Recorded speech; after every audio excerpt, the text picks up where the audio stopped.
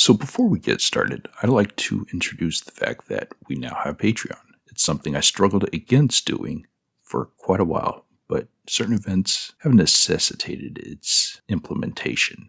Not only did I have to buy a new laptop recently and replace my mic stand, but now rent is skyrocketing, and I won't be able to afford to live without a little help. So I know there's a lot of things out there that you can put your dollars to, but I do appreciate it if you decide to choose my thank you. Okay, so quite obviously what we're looking at today is Battle Arena Toshinden for PlayStation. If you've been following the channel for a while, you'll know that I tried recording this before and the speed was all over the place. I finally got that mostly normalized, and but I wasn't able to fix the music. This is actually running off of my physical copy that I bought to see why I couldn't get music to work after trying the ISO, and it still isn't functioning. And I tried 3 different emulators, so we'll just have to do without proper music for a while.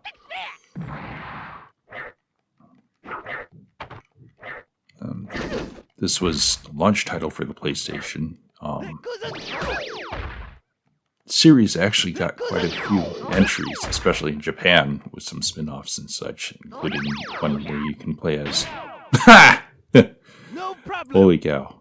I didn't expect that. That was pretty funny.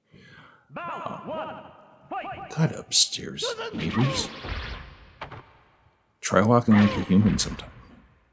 Anyway, there was one where you could play as kid or super deformed, chibi, whatever you want to call it, versions.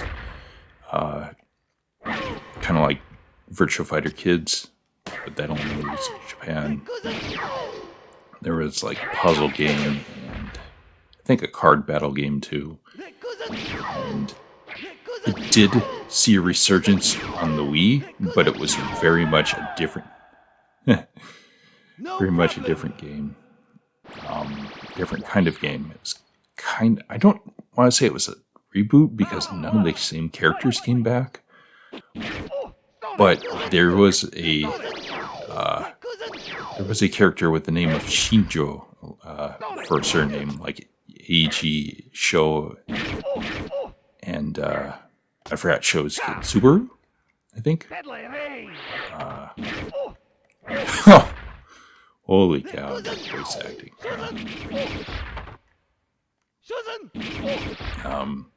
So it wasn't entirely, the Wii version was entirely divorced from the originals, but it was different enough to where it wasn't very popular at all in terms of gameplay as well, and it never was released outside of Japan. In fact, the 4th title, sequential title, at least, the one with the aforementioned son of Sho, never released in the US. I completely forgot there was desperation moves in this game.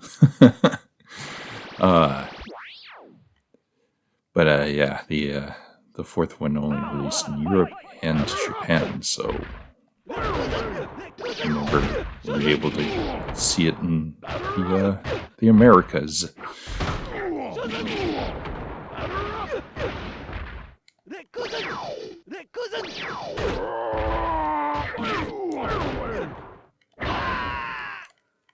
Ow!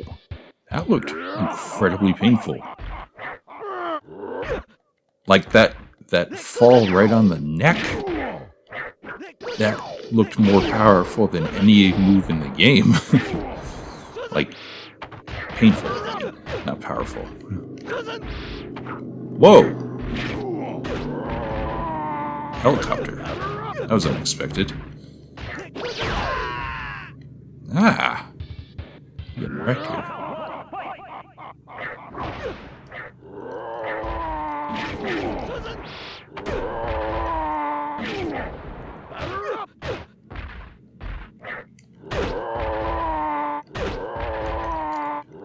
Jeez. Input buffer just doesn't seem to be like. I think it's a little more responsive on the Saturn. I did play that more recently, the Saturn version remix, which I might actually dedicate it. Won't even be a port party episode. That'll be its own thing. Finally. Only way to properly win is to cheese them out.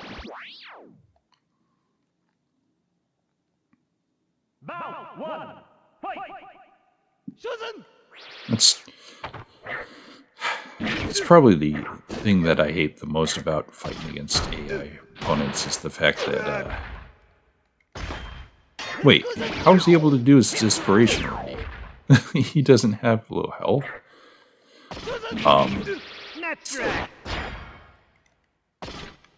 They rely on cheap tactics without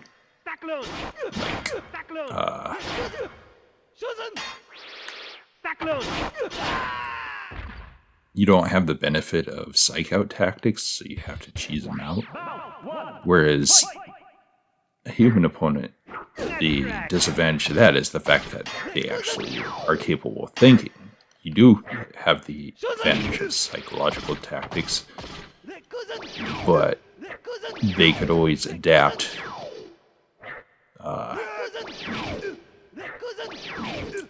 What's the word? Intelligently? Or at least as much as a human can. Haha. Ah! You gotta be screwed. No way.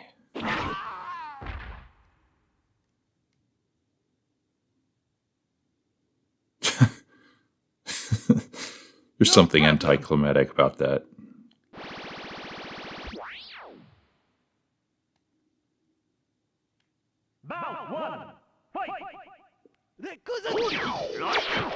Ugh.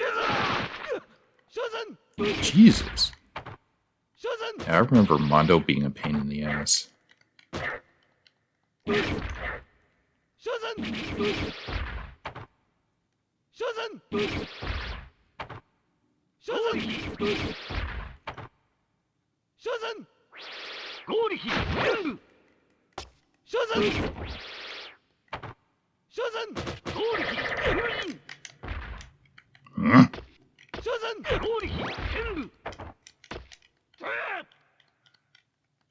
Ow.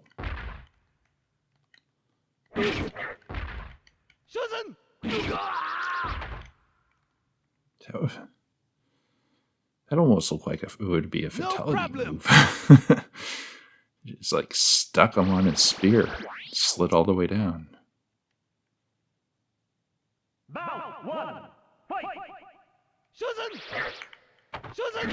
Ugh. Mirror matches can be annoying, especially if they use your cheat out tactics.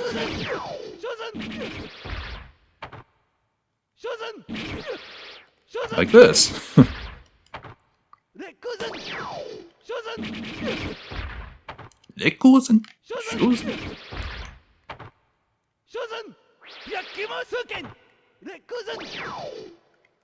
Wait, that wasn't even a block. He just straight up went through him.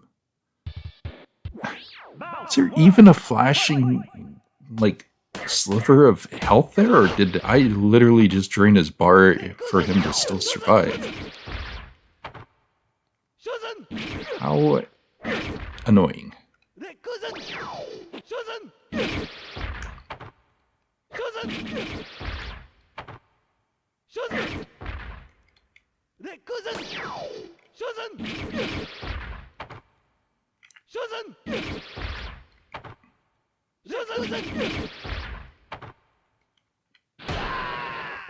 Ah, come on.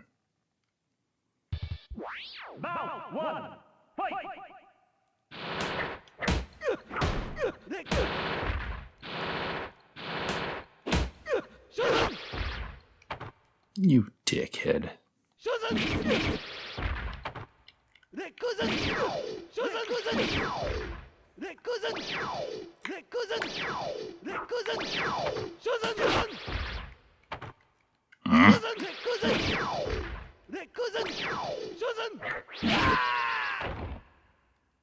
Right up the ass. Oh, and right on the neck again. Actually, it's kind of more on the face. The neck definitely would have been injured by that.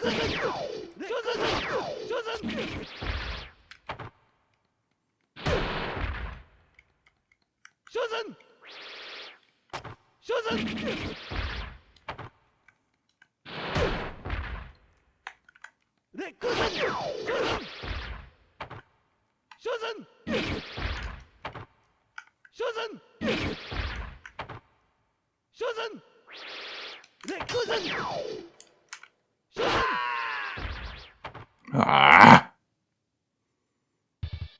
This is getting irritating.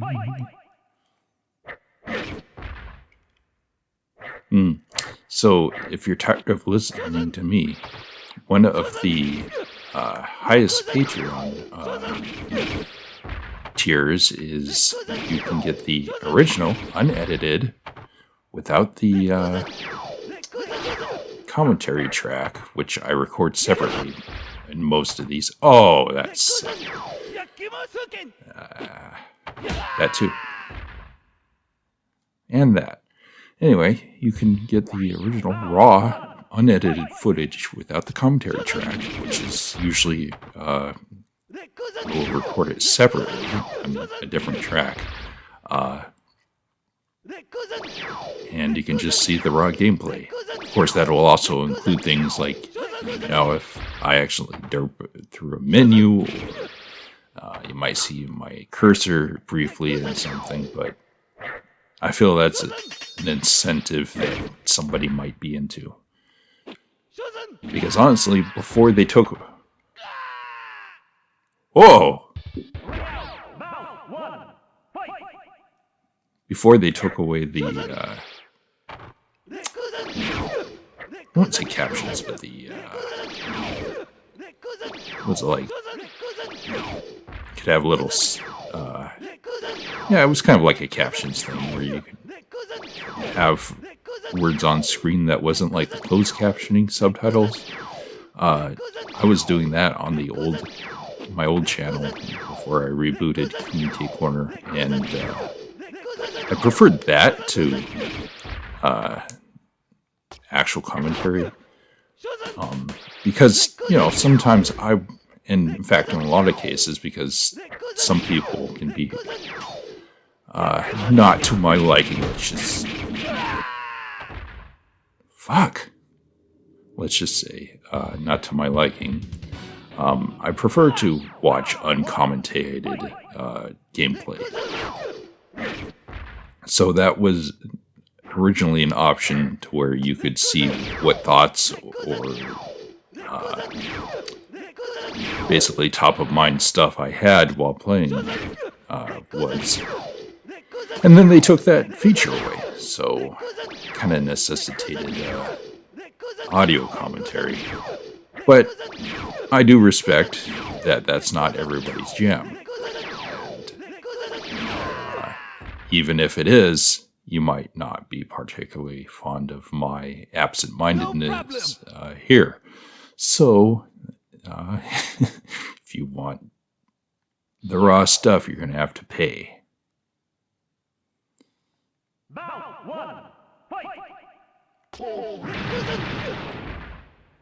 Ugh. I've always thought the armor here looks more silly than badass with those extra arms. They just look wrong.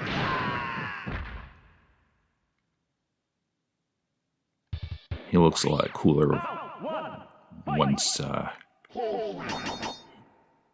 he was made playable in his own skin, I guess.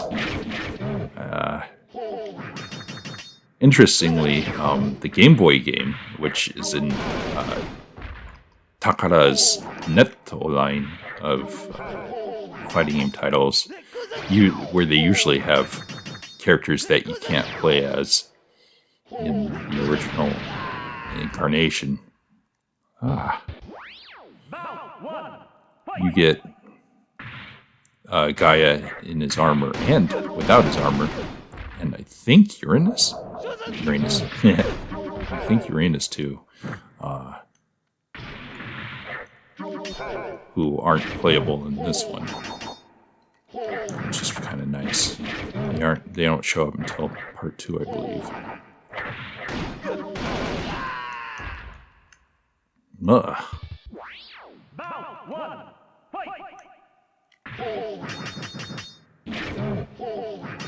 See, that's a legitimate blow. Well, up until I stopped holding the back button, or backpack, not button, a little early. That would have been a legitimate block, not like that one that just went right through me when I was fighting Eiji himself.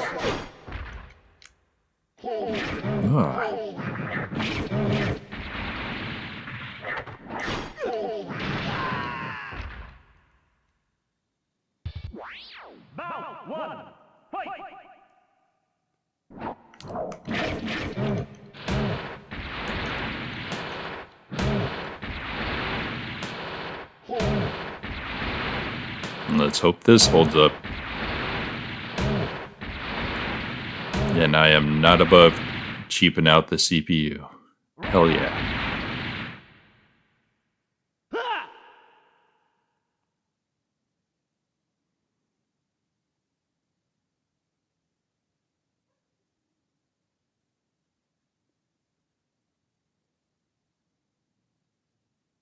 The hell kind of ending is that?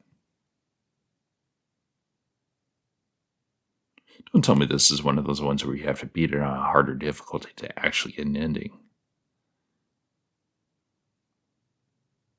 That was always annoying.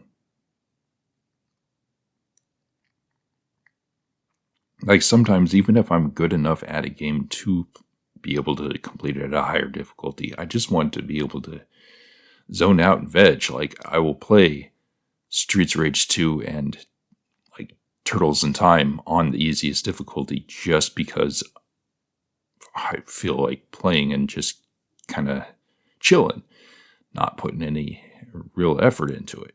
And unfortunately, Turtles in Time on the Super Nintendo is one of those games where you have to beat it on a higher difficulty. And same thing with Streets of Rage 3, which is another mess. But yeah, I'm glad they don't do that very much anymore. Oh, how nice. Oh yeah, so there's your... That, I guess it's super attack. Maybe it's... pretty sure it's desperation, but then again, they used it without it. Alright, there you have it. Battle Arena Toshinden by Tamsoft and Takara. Alright, folks. Have a good night. Ooh, let's watch the intro here. Neat. Good night.